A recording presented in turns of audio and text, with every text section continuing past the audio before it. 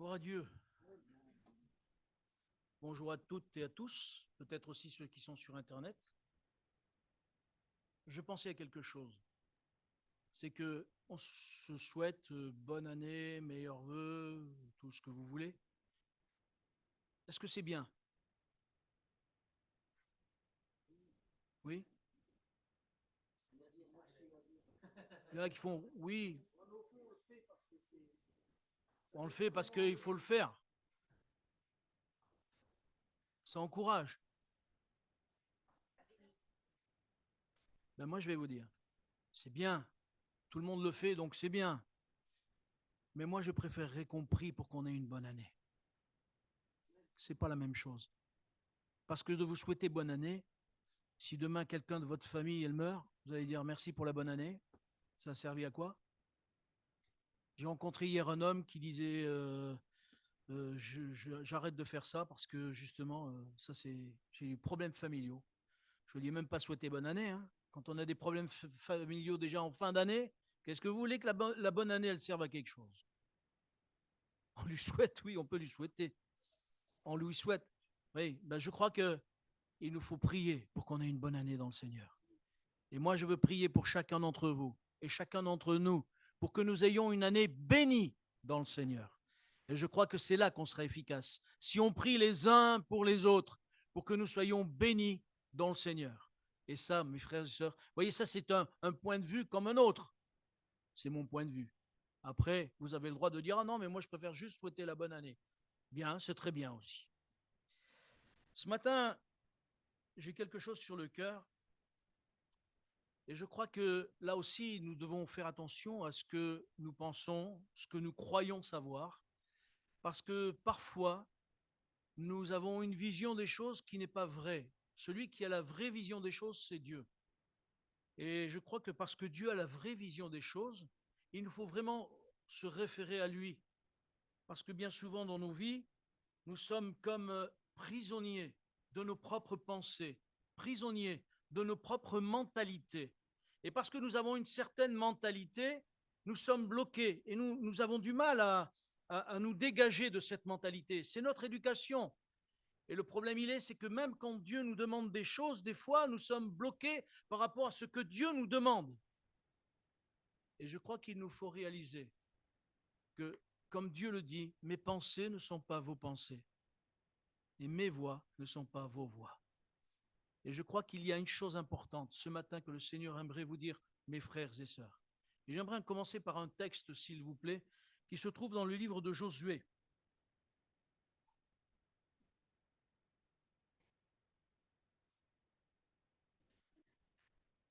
Josué, chapitre 1er.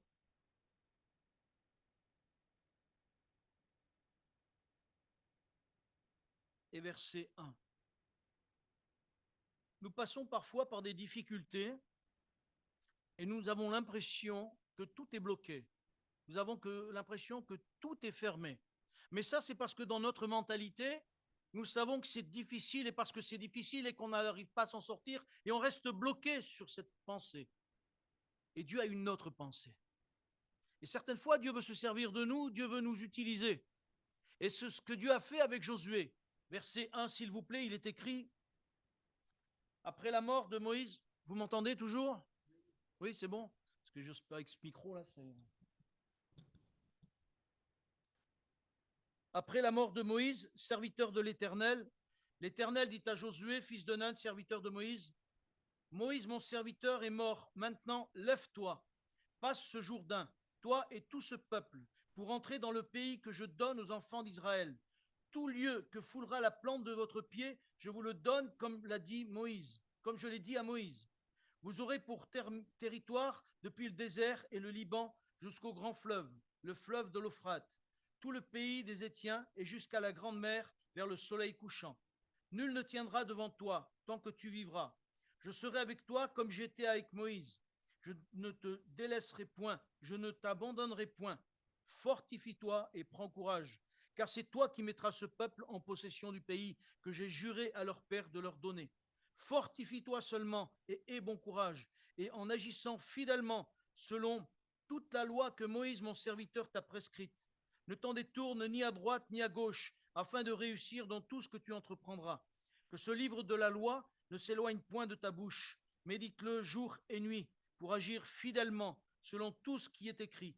Car c'est alors que tu auras du succès dans tes entreprises. C'est alors que tu réussiras. Ne t'ai-je pas donné cet ordre? Fortifie-toi et prends courage. Ne t'effraie point et ne t'épouvante point, car l'Éternel, ton Dieu, est avec toi dans tout ce que tu entreprendras. Amen. Et le thème de ma méditation ce matin, c'est fortifie-toi et prends courage. Je sais que par rapport aux événements qu'on voit autour de nous, et j'entends même les gens de l'extérieur qui ne sont pas chrétiens, constamment ils sont dans une certaine inquiétude. Et je ne sais pas pourquoi, j'ai l'impression que même dans l'Église, il y a une certaine inquiétude. Mais j'aimerais vous dire, mes sœurs, mes frères, le Seigneur voudrait te dire ce matin, fortifie-toi et prends courage. Et nous pouvons vraiment regarder au travers de ces serviteurs qui se sont trouvés devant des difficultés, devant des problèmes, devant des choses qui justement les dépassaient. Josué se retrouve du jour au lendemain parce que Moïse est mort. C'est lui qui a la charge du peuple. Et parce qu'il a la charge du peuple, imaginez un petit peu son interrogation. Est-ce que je suis capable? Est-ce que je peux? Moïse était un homme qui était près de Dieu, et Josué le savait, puisqu'il se retrouvait bien souvent dans la tente d'assignation avec Moïse. Et des fois, même Moïse partait et Josué restait encore. Et Dieu était en train de préparer et de former le cœur de Josué. Dieu était en train de le préparer. Et je crois que nous ne réalisons pas toujours que ce que nous vivons, Dieu est en train de nous préparer. Il nous prépare à quoi? Je ne sais pas, mais il nous prépare.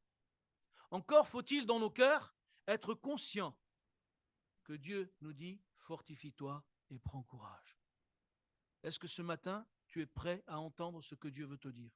Est-ce que ce matin, tu es prête à dire oui Seigneur, je veux vraiment écouter parce que comment m'encourager? Comment me fortifier? Comment renouveler mes forces alors que peut-être je suis découragé? Écoutez, déjà Dieu en parle à Josué. Qu'est-ce qu'il lui dit? Il voit son état de cœur. Et ça, c'est important. Dans quel état de cœur es-tu? Es-tu dans un état de cœur où tu es capable de dire, Seigneur, j'accepte ce que tu me dis? Dieu va dire à Josué ceci, tout lieu que foulera la plante de tes pieds. Il commence tout de suite à mettre les promesses en avant. Tout lieu que foulera, c'est Dieu qui donne sa parole. Tout lieu que foulera la plante de tes pieds. Quand Dieu dit quelque chose, est-ce que nous le prenons vraiment à cœur? Quand Dieu nous parle par un don spirituel, par une parole que nous lisons nous-mêmes, est-ce que nous le prenons à cœur? Est-ce que nous la croyons, cette parole? Est-ce que nous la gardons pour nos vies? Est-ce que vraiment nous disons non, elle est pour moi, cette parole? Je sais qu'elle est pour moi et je vais la garder jusqu'à ce qu'elle s'accomplisse.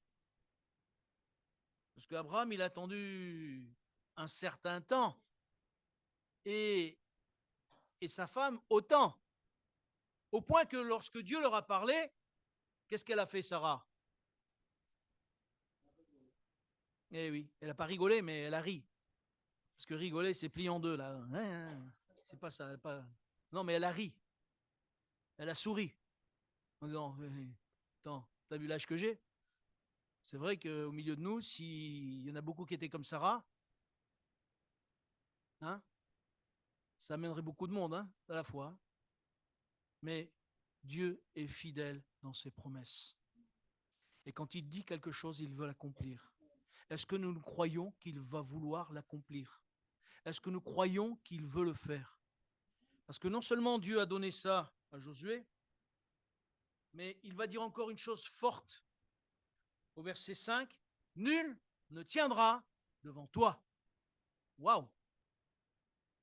Josué, il se retrouve avec un peuple que Moïse a eu du mal à gérer déjà, et il se retrouve avec tout un pays à conquérir, et Dieu lui donne déjà deux choses. La première, partout où tu iras, ça t'appartiendra. Et la deuxième, que personne ne tiendra devant toi. C'est des promesses fortes, dites-moi. C'est des promesses qui vraiment auraient dû le fortifier. Et Dieu va lui dire derrière ça, fortifie-toi et prends courage. Ça veut dire que le cœur de Josué avait du mal à accepter peut-être Parce que nous avons nos pensées humaines et nous avons toujours tendance à dire, oui, Dieu a dit ça, mais attends, vous ne croyez pas que Dieu connaît la réalité des choses? Moi, je suis étonné qu'il y en ait qui aient peur que la bombe, elle nous tombe sur la tête. Moi, si elle nous tombe sur la tête, elle nous tombe sur la tête. L'essentiel, déjà, on n'aura pas le temps de s'en rendre compte. Mais l'essentiel, dites-moi, est-ce que c'est pas d'être sauvé? C'est ça l'essentiel. C'est d'être prêt pour le retour du Seigneur. C'est d'être prêt que l'on vive ou que l'on meure. On est au Seigneur, on appartient au Seigneur. Les gens ont peur et on peut comprendre qu'ils aient peur, mais parce qu'ils n'ont pas d'espérance. Ils ne savent pas où ils vont. Nous avons une espérance. Et le Seigneur voudrait nous dire, fortifie-toi et prends courage. Ne crains point. Ne crains point, car je suis avec toi. Le Seigneur va dire encore, et non seulement, il va dire, c'est toi qui mettras ce peuple en possession du pays. C'est toi. Il le nomme par son nom, c'est toi. Ma soeur, mon frère, j'aimerais te dire que le Seigneur voudrait te dire, c'est toi que je voudrais utiliser pour Givor. C'est toi que je voudrais utiliser pour que vraiment tu fasses connaître mon nom partout. Est-ce que tu acceptes de dire, oui Seigneur, me voici? Est-ce que tu acceptes de dire, Seigneur, me voici?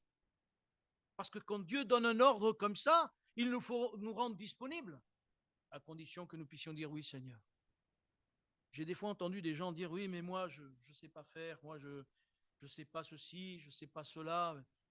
Oui, mais le Seigneur dit, fortifie-toi et prends courage. Vous avez vu le nombre de fois qu'il va le dire, le Seigneur? Il le dit un certain nombre de fois. Pourquoi? Parce qu'il sait que nos cœurs sont changeants, nos cœurs, ils sont faibles. On se dit, non, mais je ne vais pas pouvoir, je vais pas réussir, je ne vais pas. Mais le Seigneur veut justement que tu puisses prendre courage.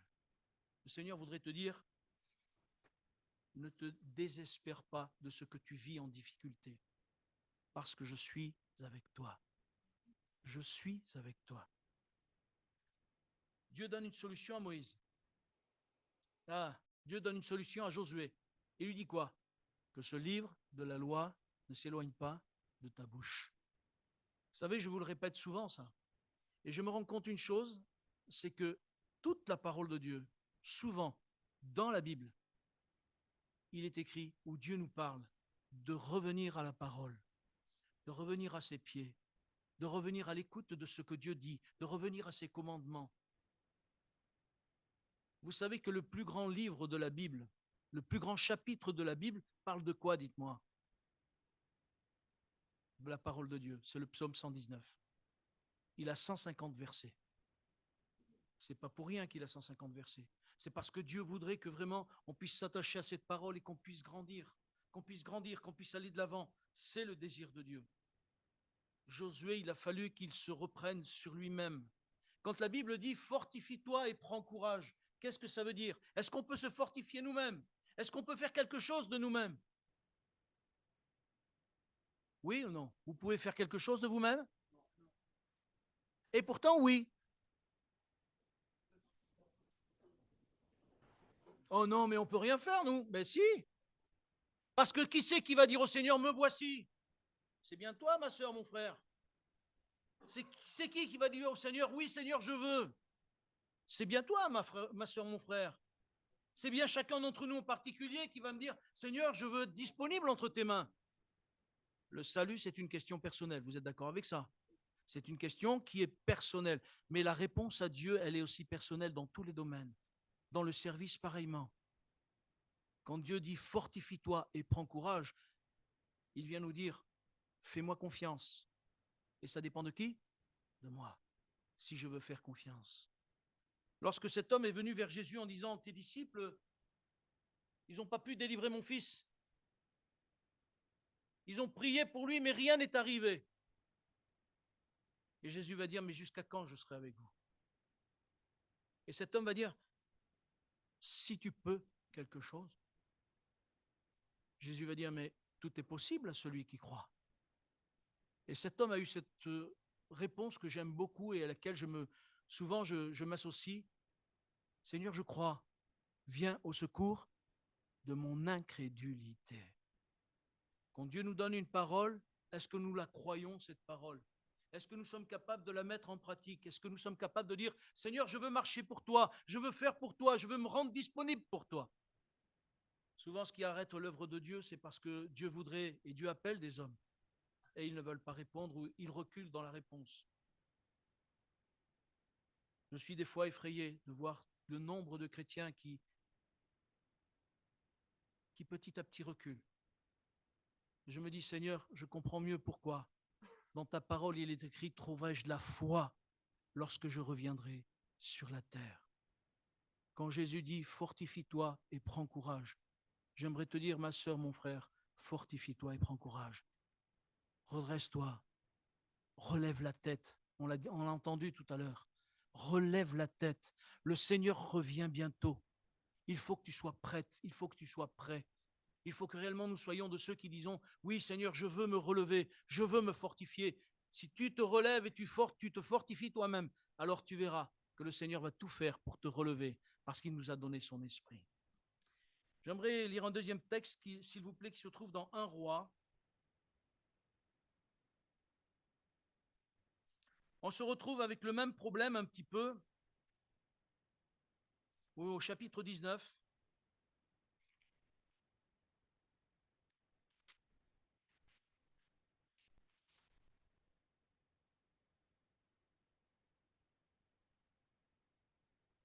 Et on se rend compte qu'on est vite changeant. C'est Élie qui a fait une chose extraordinaire.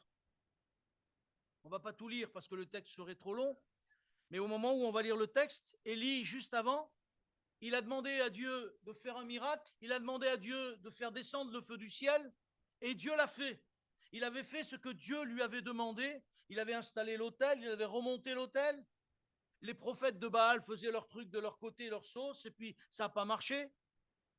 Ils ont passé des heures et des heures à réclamer que leur Dieu descende, mais rien n'a été fait. Lui, Élie se met devant l'autel et il dit, Seigneur, c'est toi qui m'as envoyé ici. Alors Seigneur répond. Et au moment où il fait sa prière, juste à ce moment-là, Dieu fait descendre le feu du ciel et il consume le bois, l'holocauste, l'eau parce qu'il avait rajouté de l'eau dessus, les pierres, tout est consumé. Alors les gens disent, mais Dieu est avec Élie. Alors que Dieu est avec Élie, Élie, il a réalisé que Dieu est avec lui, il se passe un événement. Et on va le lire maintenant. Verset 19, verset 1, chapitre 19, verset 1, il est écrit, Akab rapporta à Jézabel tout ce qu'avait fait Élie et comment il avait tué par l'épée tous les prophètes. Jézabel envoya un messager à Élie pour lui dire que les dieux me traitent dans toute leur rigueur. Si demain à 7 heures, je ne fais de ta vie ce que tu as fait de la vie de chacun d'eux. Élie, voyant cela, se leva, s'en alla pour sauver sa vie, et il arriva à Beersheba, qui appartient à Juda, et il y laissa son serviteur. Pour lui, il alla dans un désert où, après une journée de marche, il s'assit sous un genêt et demanda la mort en disant « C'est assez maintenant, Éternel, prends mon âme, car je ne suis pas meilleur que mes pères. » Il se coucha et s'endormit sous un genêt, et voici, un ange le toucha et lui dit « Lève-toi, mange !» Il regarda, il y avait à son chevet un gâteau cuit sur des pierres chauffées et une cruche d'eau. Il mangea et but, puis se coucha. L'ange de l'Éternel vint une seconde fois, le toucha et dit « Lève-toi, mange, car le chemin est trop long pour toi. » Il se leva, mangea et but, et avec la force que lui donna cette nourriture, il marcha 40 jours et 40 nuits jusqu'à la montagne de Dieu, à Horeb. Amen. Voilà un homme qui est passé de la joie à une euphorie extraordinaire, et il est passé à une angoisse extraordinaire. Mais pourquoi? Qu'est-il arrivé entre les deux? Quelqu'un a dit, je veux te faire la peau. Et parce que cette femme a dit, je veux te tuer comme tu as tué les prophètes, alors il se trouve tout désemparé. Comme s'il avait oublié que Dieu était avec lui.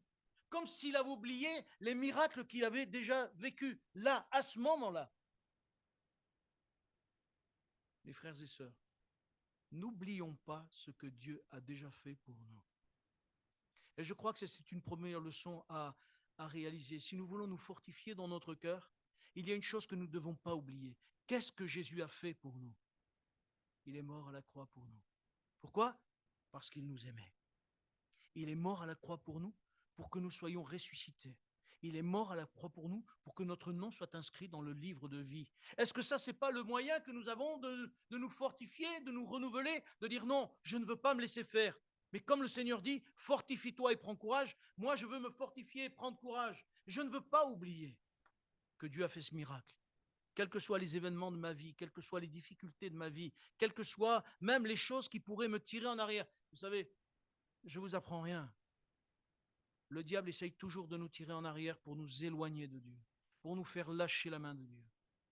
Dieu ne nous lâchera pas sa main, mais c'est nous qui lâchons sa main. Et malheureusement, quelles que soient les difficultés, demandons au Seigneur de nous aider à tenir ferme jusqu'au bout.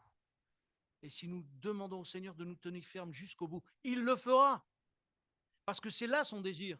N'ayons pas peur des difficultés comme Élie a eu. D'ailleurs, vous avez vu, hein, il a voulu se laisser aller, il a voulu mourir. Ça vous est déjà arrivé, cela? De dire, oh non, il y en a marre. Seigneur, prends-moi, et puis voilà, c'est fini, on s'arrête là.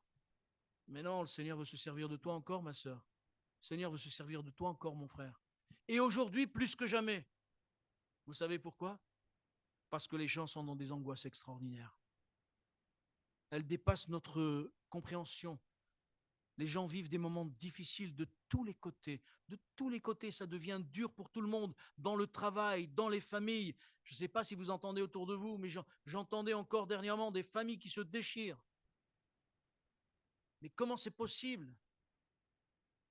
C'est possible parce que le diable fait tout pour que les familles se déchirent. Parce qu'il y a des années en arrière, j'écoutais une dame qui disait, alors que on faisait des colonies avec ma femme et tout ça, et cette femme, elle disait, la famille, c'est la colonne vertébrale de la société. Je vous l'ai déjà dit à Givor, je crois. La famille, c'est la colonne vertébrale de la société. Et si la famille, elle est détruite, la société ne tient plus debout. Parce que les jeunes n'ont plus de tenue, ils n'ont plus de règles, ils n'ont plus de bord pour leur montrer quel est le chemin. Je crois qu'aujourd'hui, au XXIe siècle, l'Église peut montrer le bon chemin, qui est Jésus-Christ. C'est notre rôle, mes frères et sœurs. C'est pour ça que j'aimerais vous dire ce matin, ne nous décourageons pas. Fortifie-toi et prends courage. Même si Élie est passé par des moments un peu spéciaux, même s'il a douté, même s'il a été des moments peut-être angoissés, il a fallu qu'il y ait une rencontre avec Dieu. Vous avez remarqué que Dieu prend le temps de faire les choses. Dieu prend le temps de faire les choses. Il a laissé Élie dormir. Il a besoin de dormir, il dort. Dieu l'a même nourri. Moi, j'aurais bien voulu goûter ce gâteau. Je vous dis souvent, j'y pense, je dis Seigneur, ce gâteau, j'aurais bien voulu le gâteau. Parce que vous avez remarqué, il a mangé. Non, c'était peut-être pas du chocolat en tout cas. Il a marché combien de jours? Ouais, 40 jours et 40 nuits. Est-ce que déjà vous avez marché une journée entière? Ah oui, pas maintenant, oui, parce que maintenant, si tu me dis, Albert, une journée entière, non. Ah oui, d'accord. Mais même 40 jours et 40 nuits, ça nous dépasse. Parce que Élie a eu la force qui venait du ciel, celle que Dieu lui a donnée. Et je crois que lorsque nous marchons avec Dieu, la force ne peut pas venir de nous si nous voulons tenir dans la foi. Il faut qu'elle vienne du ciel.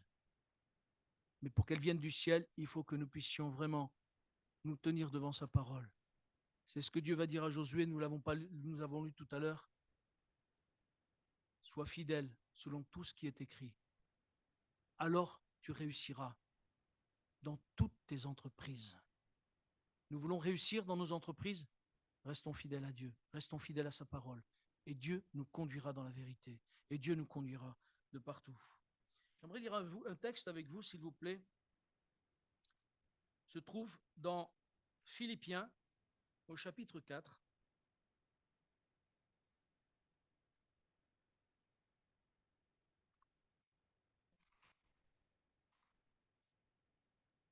Pardon? À Philippiens, il n'y a qu'un chapitre. Ah d'accord, je ne savais pas. Moi, on n'a pas la même Bible peut-être alors. Oui, mais Bah oui, chapitre 4 de Philippiens. Philippiens, chapitre 4. Moi, j'ai une Bible avec 4 chapitres dans Philippiens. D'accord, tu m'as fait peur. Du coup, je disais, j'ai pas la même Bible, là, il y a un problème. Au chapitre 4 et verset 13, s'il vous plaît. C'est l'apôtre Paul qui dit, je puis tout par celui qui me fortifie. Est-ce que vous croyez à cette parole? Il y en a 2 qui le croient, les autres non. Et pourtant, si Jésus dit je puis tout par celui qui me fortifie, si l'apôtre Paul du moins dit je puis tout par celui qui me fortifie, il le dit, il sait pourquoi il le dit. Parce que lui-même, il est passé par des moments difficiles. Et nous croyons parce que nous sommes atteints, parce que nous sommes faibles. Nous disons, mais moi, je ne peux pas. Un autre texte, 2 Corinthiens, s'il vous plaît, au chapitre 12.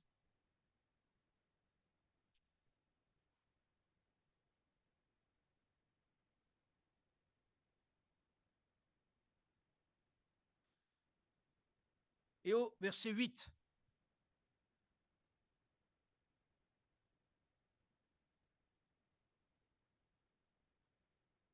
L'apôtre Paul dit ceci, verset 8. 3 fois, j'ai prié le Seigneur de l'éloigner de moi, c'est-à-dire cette écharpe que Dieu avait permis qu'il ait dans son corps. Il dit 3 fois, j'ai prié le Seigneur de l'éloigner de moi, et il m'a dit, ma grâce te suffit, car ma puissance s'accomplit. C'est bien marqué ça. S'accomplit dans la faiblesse. Je me glorifie donc bien plus volontiers de mes faiblesses, afin que la promesse de Christ repose sur moi. C'est pourquoi je me plais dans les faiblesses, dans les outrages, dans les calamités, dans les persécutions, dans les détresses pour Christ, car quand je suis faible, c'est alors que je suis fort. Amen. Voilà une parole, ça, qui est surprenante. Parce que nous, on aurait tendance à penser l'inverse. Nous, on aurait tendance à dire, mais quand je suis fort, c'est là que je suis fort pour le Seigneur. Mais c'est peut-être là que tu es faible. Parce que tu crois que tu peux tout. Tu crois que tu es le meilleur. Tu crois que toi, tu as reçu. Ce que tu as reçu, c'est que tu as reçu de besoin d'humilité. C'est ça que tu as besoin de recevoir. Parce que l'apôtre Paul dit, quand je suis faible, c'est là que je suis fort. Alors ne dis pas, ma sœur, mon frère, mais moi je ne peux pas. Si, tu peux. Fortifie-toi et prends courage. Fortifie-toi dans ta faiblesse. Fortifie-toi dans ce que tu crois ne pas pouvoir faire. Et Dieu te donnera vraiment les armes nécessaires, la force que tu crois ne pas avoir. L'apôtre Paul dit, c'est quand je suis faible que je suis fort. Je me rappelle ce témoignage d'un frère qui me disait, un frère pasteur, faisait son service militaire à l'époque. Je parle beaucoup de service militaire des fois. Et il me disait, je me sentais si mal. J'étais si mal dans ce service. Alors, c'était particulier. Il disait, j'étais pas bien, j'essayais de prier, j'arrivais pas. Lire la parole, je la lisais, mais c'était difficile. Et un de ses collègues, il commence à lui témoigner à son collègue. Et il dit, Seigneur, il se met dans un coin, il dit, Seigneur, mais je ne peux pas lui témoigner. Qu'est-ce que je veux lui témoigner de la joie de Dieu? Moi, je ne me sens pas bien, je n'ai pas la joie. Et puis, il commence à lui témoigner, il commence à lui témoigner. La personne en face, elle est touchée dans son cœur et elle s'est convertie. Et ce frère me disait, c'est dans les moments où j'étais le plus faible que Dieu m'a utilisé, alors que moi-même, je me disais, mais c'est pas possible, je peux pas, je serai bien. Vous savez, on a de l'assurance quand on est bien, vous avez remarqué? On a de l'assurance, on dit, ouais, je vais faire. Il dit, mais là, pas du tout. On revient à ce que l'apôtre Paul disait, c'est quand je suis faible que c'est là que je suis fort. Ce matin, ma sœur, mon frère, dans quel que soit l'état que tu te trouves, fais confiance en ton Sauveur. Fais confiance en ton Dieu. Tu te sens faible? Tant mieux! parce qu'il va te fortifier, il va t'emmener plus loin. Tant mieux, parce que tu ne seras pas, j'allais dire, imprégné de tes propres forces, mais de ceux du Seigneur. Fortifie-toi et prends courage. Et comme l'heure passe, je vais quand même vite, un dernier texte, s'il vous plaît, je vais essayer d'aller vite. Luc, l'évangile de Luc. Vous savez, Dieu fait les choses parfaitement. Vous êtes d'accord avec ça? Et on se rend compte que Jésus nous a toujours montré l'exemple. Et là, on va voir combien Jésus aussi, là, nous montre l'exemple. Je ne sais pas si vous avez remarqué ce passage au chapitre 22 de l'évangile de Luc, et à partir du verset 39, c'est un passage 34 même, si je ne me trompe pas. Attendez, non, attendez. Hop. Non, 39. C'est un passage particulier qui m'a toujours interrogé. Parce que dans notre mentalité, Jésus, il est intouchable. Jésus, on pourrait croire que tout lui passe comme l'eau sur un poisson, vous savez? Que lui, il a été fort à la croix, que lui, il a été le meilleur des meilleurs. Et c'est vrai, dans un certain sens, oui. Mais l'évangile de Luc a une particularité, c'est qu'il nous montre Jésus en tant qu'homme. Homme parfait, mais homme quand même. Et on va voir que Jésus, là, c'est pour ça que je vous disais que Jésus nous a montré l'exemple, en vous disant, ne vous découragez pas. Vous voulez bien qu'on le lise à partir du verset 39? Après être sorti, donc Jésus, il alla selon sa coutume à la montagne des Oliviers. Ses disciples le suivirent. Lorsqu'il fut arrivé dans ce lieu, il leur dit, priez afin que vous ne tombiez pas en tentation.